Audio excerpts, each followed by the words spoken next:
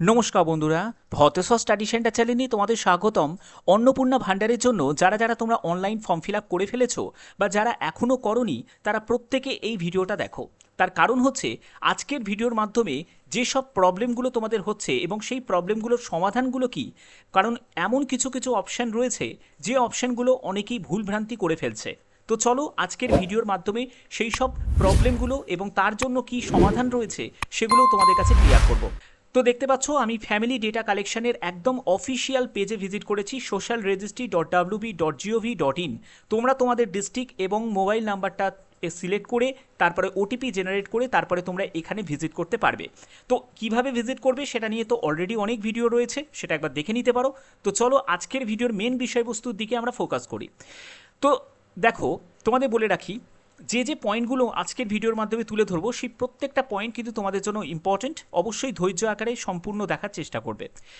তো প্রথমে যেটা বলবো সেটা হলো রিলিজিয়ান। দেখো, তোমরা যখন আগে ফর্ম ফিল আপ করেছো তখন কিন্তু রিলিজিয়ান অপশানটা ছিল না, বাট পরে কিন্তু রিলিজিয়ান অপশানটাকে অ্যাড করা হয়েছিল এবং সেই অ্যাড করার সাথে সেখানে কিন্তু স্টার মার্কটাও ছিল না। এখন আবার স্টার মার্কটাকেও অ্যাড করা হয়েছে, অর্থাৎ এটা এবার ম্যান্ডেটারি হয়ে গেছে। এবার তোমরা বলবে যে স্যার আমরা তো আগে আবেদন করেছিলাম তখন তো রিলিজিয়ান অপশানটা ছিল না, তাহলে এখন যদি রিলিজিয়ান অপশানের জন্য কি আবার নতুন করে ফর্ম ফিল আপ করতে হবে? একদমই নয়।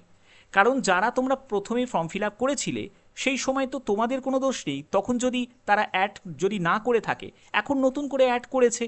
আর প্রথম কথা হচ্ছে যে তুমি সেই আইডি দিয়ে আর নতুন করে তুমি এখানে অ্যাকাউন্ট ক্রিয়েট করতেও পারবে না, মানে ফর্ম সাবমিটই করতে পারবে না। কারণ একটিবার একটি রেজিস্টার্ড মোবাইল দিয়ে একটি তোমার আইডি দিয়ে সেই আইডি তাদের কাছে কিন্তু সেভ হয়ে যাচ্ছে। এবার যখনই তুমি সেই সেম আইডি দিয়ে আবার যখন আবেদন করতে যাবে তখনই কিন্তু তোমার আবেদন আর তারা নেবে না। তাহলে সেক্ষেত্রে তোমার কোনো সমস্যা নেই। এই রিলিজিয়ান অপশানটা কিন্তু যারা আগে করে ফেলেছো তাদের ছিল না যেহেতু, তো এই ব্যাপারটা নিয়ে কোনো সমস্যা তৈরি হবে না। কিন্তু এখন যারা নতুন আবেদন করছো তাদের ক্ষেত্রে তোমরা অবশ্যই রিলিজিয়ান অপশানটা সিলেক্ট করবে, ঠিক আছে? তো রিলিজিয়ান থেকে তুমি কোন রিলিজিয়ান থেকে বিলং করছো সেই রিলিজিয়ানটা তুমি এখান থেকে সিলেক্ট করে নেবে। ওকে, আচ্ছা। এবার মেন ব্যাপার হচ্ছে যে স্যার ব্যাংকের অ্যাকাউন্ট নাম্বার, ব্যাংকের আইএফএসসি কোড, ব্যাংকের নাম, এই ব্যাংকের ডিটেলসটা নেই কেন? আমরা যতবার লক্ষ্মী ভাণ্ডারের ফর্ম ফিল আপ করেছি বা কৃষক বন্ধুর ফর্ম ফিল আপ করেছি সেখানে তো ছিল, এখানে কেন নেই? দেখো, এখানে যে তুমি আধার নাম্বারটা বসাচ্ছ না, এই আধার নাম্বারটা তারা যখন সিস্টেমে মানে দেবে, তো ওই সিস্টেমে দেওয়ার সাথে সাথে তোমার এই আধারের সঙ্গে যে ব্যাংকের লিঙ্ক করা রয়েছে মানে ডিবিটি করা রয়েছে, ডাইরেক্ট বেনিফিট ট্রান্সফার, তাদের কিন্তু সেক্ষেত্রে তোমার আধার নাম্বার বসানোর সাথে সাথে তোমার কোন ব্যাংকে অ্যাকাউন্ট রয়েছে, কোন ব্যাংকের সাথে তোমার ডিবিটি করা রয়েছে, তার অ্যাকাউন্ট নাম্বার কি, তার ব্যাংকের নাম, তার আইএফএসসি কোড, সম্পূর্ণ ডিটেলসটা তাদের কাছে চলে আসবে। তার জন্য এক্সট্রাভাবে আর ব্যাংকের ডিটেলসটা এখানে চাওয়া হয়নি, এই আধার নাম্বারের মাধ্যমেই কিন্তু সেই ব্যাপারটা হচ্ছে, ঠিক আছে? তো সেক্ষেত্রে তোমাদের এখানে আধার নাম্বারটাই নির্ভুলভাবে বসাতে হবে। এবার যখনই তুমি আধার নাম্বারটা বসাবে, তো দেখো যখনই আমি আধার নাম্বারটা বসালাম, তো আধার নাম্বারটা বসানোর সাথেই দেখো তোমাদের আধার কার্ড ডকুমেন্ট আপলোড করার জন্য যে অপশানটা তোমাদের চলে এলো, এবং এখানে দেখো জেপিজি, পিএনজি, পিডিএফ বা জেপিইজি যে কোনো ফরম্যাটেই তোমরা আপলোড করতে পারো ডকুমেন্ট, এবং 50 কেবি থেকে 200 কেবির মধ্যে হতে হবে। এবার এখানেও আর একটা প্রশ্ন জাগছে যে স্যার আমি কি জেরক্স করে সেটাকে স্ক্যান করে আপলোড করব, না অরিজিনাল ডকুমেন্ট সেটাকে স্ক্যান করে আপলোড করব? তো এখানে যেটা করতে হবে, তোমাকে অরিজিনাল যে ডকুমেন্ট সেটা ছবি তুলে তুমি মোবাইল থেকেও তুমি স্ক্যান করে আপলোড করতে পারো, বিভিন্ন অ্যাপ রয়েছে। এছাড়া তুমি যেটা করতে পারবে সেটা হলো কোনো ক্যাফে চলে যাবে, সেখান থেকেও তুমি স্ক্যান করে আপলোড করতে পারো। তোমাদের যেটা করতে হবে অরিজিনাল ছবি তুলেই কিন্তু সেটাকে করতে হবে, কোনো জেরক্স দিয়ে সেলফ অ্যাটেস্টেড করে করলে হবে না, ঠিক আছে? ক্যান্সেল করে দেওয়া হবে। তো এখানে এই ব্যাপারটা একটা বলি। আর দ্বিতীয় যেটি সেটি হচ্ছে যে তোমাদের ফ্রন্ট পেজটাই লাগবে, মানে ব্যাক সাইডটা লাগবে না। ওকে, এরকমই যখন তুমি ভোটার আইডি কার্ডের নাম্বারটা বসাবে সেরকমই কিন্তু তোমাদের এরকমই তোমাদের আধার কার্ডের যেরকম ডকুমেন্ট আপলোড করার যে অপশান আসছে সেরকমই কিন্তু ভোটার কার্ডের ডকুমেন্ট আপলোড করার অপশানও কিন্তু আসবে। এরকমই কিন্তু তোমাদের অরিজিনাল ডকুমেন্টই স্ক্যান করে তোমাকে আপলোড করতে হবে এবং ফ্রন্ট সাইডটাই তোমাকে আপলোড করতে হবে। ক্লিয়ার হয়ে গেল? আচ্ছা, তো এবার হচ্ছে, তো এরপরে হচ্ছে আরেকটি গুরুত্বপূর্ণ পয়েন্ট, সেটা হলো health and insurance. Has health insurance, তোমার কি হেলথ ইন্স্যুরেন্স করা রয়েছে? যদি থাকে তাহলে ইয়েস করবে, আর যদি না থাকে তাহলে নো করবে। নো করলে তো আর কোনো ঝামেলা নেই, কিন্তু যদি তুমি ইয়েস করো তাহলে সেই ইন্স্যুরেন্স টাইপ তুমি গভর্নমেন্ট থেকে করেছো না প্রাইভেট থেকে করেছো, অনেকেই আছে যারা প্রাইভেট ইন্স্যুরেন্স করে রেখেছে। তো যদি প্রাইভেট ইন্স্যুরেন্স করে রাখো তাহলে সেক্ষেত্রে তোমাকে আর এখানে ডিটেলসটা কিছু দিতে হবে না যে কোথা থেকে করেছো। কিন্তু তুমি যদি গভর্নমেন্ট থেকে করে থাকো তাহলে এখানে কিন্তু তোমাকে সেই স্কিমের যে কোন স্কিম করেছো সেটা কিন্তু তোমাকে সিলেক্ট করতে হবে। এর মধ্যে তোমরা স্বাস্থ্যসাথী দেখতে পাচ্ছ, অর্থাৎ যদি স্বাস্থ্যসাথী দিয়ে থাকো তাহলে স্বাস্থ্যসাথীর ইউআরএন নাম্বারটা তোমাকে বসাতে হবে। এবার ইউআরএন নাম্বারটা কোথায় পাবে? স্বাস্থ্যসাথী কার্ডেতেই ইউআরএন নাম্বার রয়েছে, সেই ইউআরএন নাম্বারটা বসিয়ে দেবে। আর যদি স্বাস্থ্যসাথী ছাড়াই গভর্নমেন্টের অন্য কোনো তুমি স্কিমে করেছো, তোমার ইন্স্যুরেন্স করা রয়েছে হেলথ ইন্স্যুরেন্স, তাহলে তুমি আদার্স সিলেক্ট করবে, আর কিছু করার কোনো প্রয়োজন নেই, ডিটেলস দিতে হচ্ছে না, তারপরে তুমি নেক্সট করে দেবে। ঠিক আছে, ওকে। তো এর পরবর্তী আরেকটি ইম্পর্টেন্ট যে পয়েন্ট সেটা হলো এইখানে। তো এগুলো তো মোটামুটি জানো যে ইনকাম ট্যাক্স যদি তুমি দিয়ে থাকো তাহলে ইয়েস করবে, নাহলে নো করবে। তারপরে প্যান কার্ড নাম্বার তুমি যদি দিয়ে থাকো তাহলে প্যান কার্ড নাম্বার যদি থাকে তাহলে ইয়েস করবে, না হলে তুমি নো করবে। আর যদি তুমি ইয়েস করো তাহলে প্যান কার্ডের নাম্বারটা এখানে বসাতে হবে। ঠিক আছে, তো এগুলো মোটামুটি তোমাদের সবই জানা। এবার আরেকটি ইম্পর্টেন্ট পয়েন্ট যেটা হচ্ছে সেটা হলো তোমাদের নেচার অফ এমপ্লয়মেন্ট। তুমি যদি একজন বাড়ির গৃহিণী হয়ে থাকো, আমি একজন ফিমেল ক্যান্ডিডেট যে অন্নপূর্ণা যোজনার ফেসিলিটি নেবে তার ফর্ম ফিল আপ কীভাবে করতে হবে সেটাই তোমাদের দেখাচ্ছি। ওকে, তো এখানে তুমি যদি একজন হাউস ওয়াইফ হয়ে থাকো, তো এখানে তো আমি হাউস ওয়াইফের অপশান দেখতে পাচ্ছি না, তাহলে আমি কোনটা চুজ করব স্যার? তো তখন তুমি এখানে আনএমপ্লয়েডও চুজ করতে পারো। এছাড়া তুমি যদি এর মধ্যে কোনো অপশান না পাও তোমার সুইটেবল, তাহলে সেক্ষেত্রে তুমি আদার্সও সিলেক্ট করতে পারো, কোনো ক্যান্সেল হবে না, নির্দ্বিধায় থাকো। ওকে, তো এবার হচ্ছে আরেকটি গুরুত্বপূর্ণ পয়েন্ট, সেটা হলো have you applied under CA. তুমি যদি সিএ এর জন্য অ্যাপ্লাই করে থাকো, তোমার অ্যাপ্লিকেশন স্ট্যাটাসটা জানতে চাওয়া হচ্ছে। তো যদি অ্যাপ্লাই করে থাকো তো এখানে অ্যাপ্লাইড অপশানে তোমাদের ক্লিক করতে হবে। আর যদি তোমার ইস্যুড হয়ে থাকে তাহলে ইস্যুড অপশানে ক্লিক করবে। আর যদি এর মধ্যে কোনোটাই যদি না হয়ে থাকে তাহলে এখানে নট অ্যাপ্লিকেবল দিয়ে দেবে, স্কিপ করে দিলে। এরপরে এসআইআর 2026-এ যদি তোমার নাম বাদ গিয়ে থাকে তাহলে সেই কেসের স্ট্যাটাসটা তারা জানতে চাইছে যে ট্রাইব্যুনালে যে পেন্ডিং রয়েছে সেটার বর্তমান অবস্থাটা কি। তোমার কি নাম বাতিল গেছে, মানে বাদ গেছে এসআইআর 2026-এ? যদি ইয়েস হয় তাহলে ইয়েস করবে, আর যদি নো হয় তাহলে নো করবে।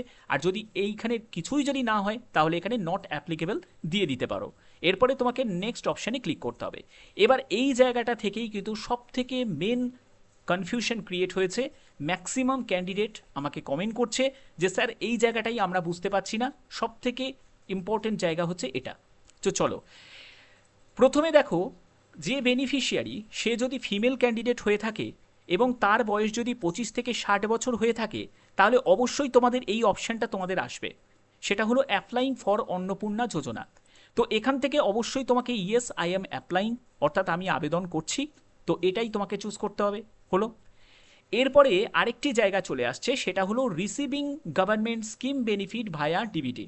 অর্থাৎ ডিবিটির মাধ্যমে যে গভর্নমেন্ট স্কিম বেনিফিট তুমি এতদিন ধরে পাচ্ছিলে সেটাই তোমাকে সিলেক্ট করতে হবে। কোন স্কিম পাচ্ছিলে সেটা, তুমি কি পাচ্ছিলে কি পাচ্ছিলে না সেটা তোমাকে সিলেক্ট করতে হবে।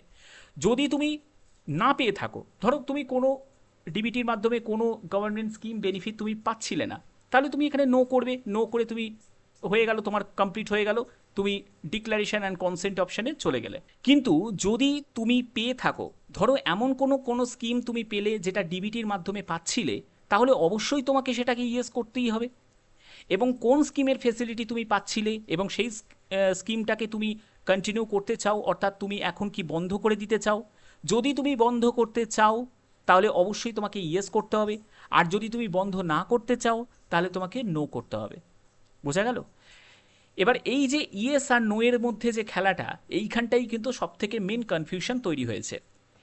তোমাদের প্রথমে আমি একটা জায়গায় কিন্তু সিওরিটি দিয়ে দিই, সেটা হলো রিসিভিং গভর্নমেন্ট স্কিম বেনিফিট ভায়া ডিবিটি, এর ওপরে কিন্তু কোনো রেড স্টার নেই।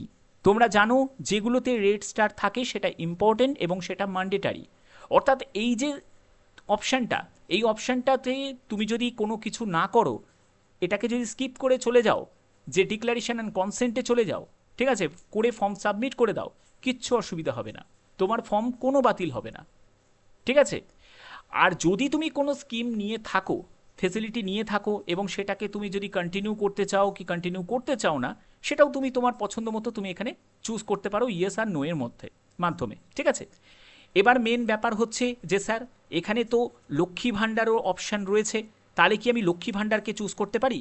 তো এই জায়গাটায় তোমাদের বলে রাখি, লক্ষ্মী ভাণ্ডার বলো, কৃষক বন্ধু বলো, এগুলো ডিবিটির মাধ্যমে কিন্তু আসতো না, কারণ তখন ব্যাংকের ডিটেলস দিতে হতো।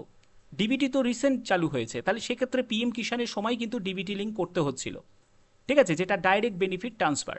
তাহলে সেক্ষেত্রে আমি লক্ষ্মী ভাণ্ডারকে এখানে চুজ করতে পারি না। আর যদি তুমি ভুল করে চুজ করেও থাকো, তার জন্য যে তোমার ফর্ম বাতিল হয়ে যাবে সেরকমও কিন্তু কোনো ব্যাপার কিন্তু নেই, ঠিক আছে? তো বোঝাতে পারলাম।